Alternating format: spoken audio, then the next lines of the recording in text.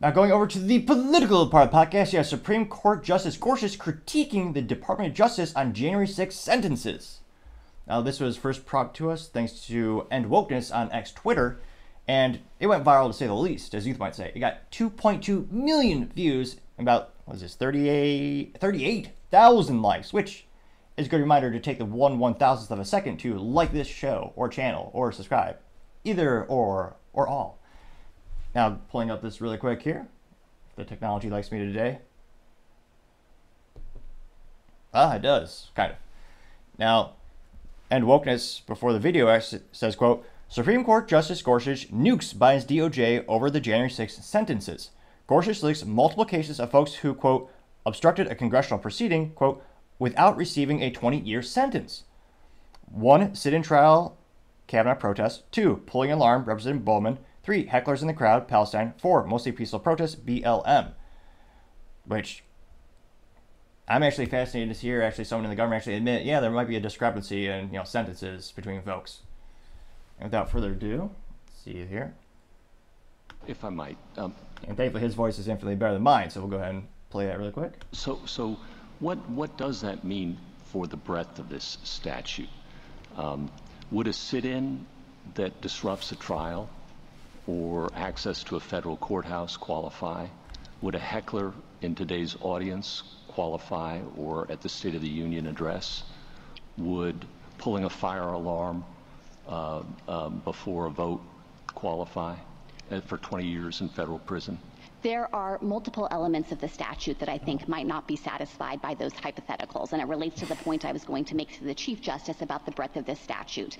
The kind of built-in limitations, or the things that I think would potentially suggest that many of those things wouldn't be something the government could charge or prove as 1512c2 beyond a reasonable doubt, would include the fact that the actus reus does require obstruction, which we understand to be a meaningful interference. So that means that if you have some minor disruption or delay or some minimal outburst, we don't think it falls within the actus reus to begin with. My outbursts require the court to reconvene after the proceeding has been brought back into line, or the pulling of the fire alarm, the vote has to be rescheduled, or the protest outside of a courthouse makes it inaccessible for a period of time.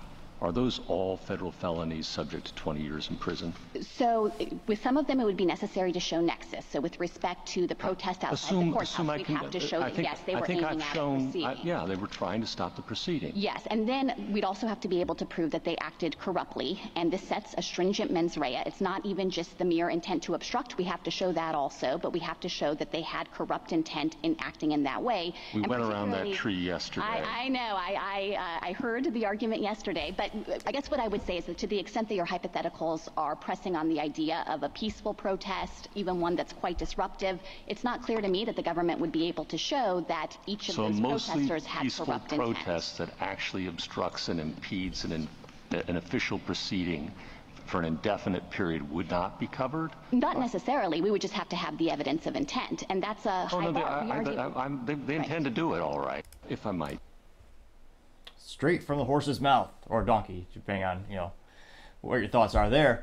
But it'll be interesting to see what's the long-term ramifications to this. Is there a ripple effect where more and more people kind of learn about this? So I know a lot of people who still think it's a conspiracy theory that people are, grandma praying on January 6th got sent to jail, or people are getting sent to jail in sentences for posting memes, or some people call them memes. That is absolutely 110% happening and has happened. And one of the first comments comes from Paul Zazzupa saying, quote, Biden's DOJ didn't just over-prosecute, they wrongfully prosecuted. It's a two-tier justice system we've been seeing to the extreme over the last 3 years. Leftists might get arrested, but they are rarely charged. Whereas peaceful Trump protesters get decades in jail, and getting 5.5 thousand likes, which is quite a few to say the least. You also have Anant Sean Parody saying, quote, no one has done more to harm America than Democrats, getting 1.3, or apologies, looks like 1.3 thousand likes. You also have Mark saying, quote, two-tier justice system says, funny how it works. Is a picture, what is it, is that Gore? Way back in the day. Gore saying, praise for questioning election.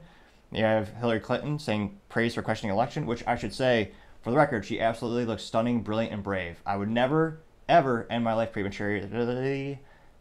She's absolutely not corrupt, evil, or as disgusting as she is on the inside as she is on the outside. I would never say that or insinuate that in any way. For the record, I hope to live a long, prosperous life. Now, you also have another gal saying praise her election, questioning election. She was, I forget her name. She's a big deal, pun moderately intended. She was running for election in Georgia, and it's been years since she lost, and she still contends every single day that she actually won. And yet, she was praised for the questioning election. And they have a picture of Trump, and it says, indicted for questioning election. And that little meme got 6.2 thousand likes.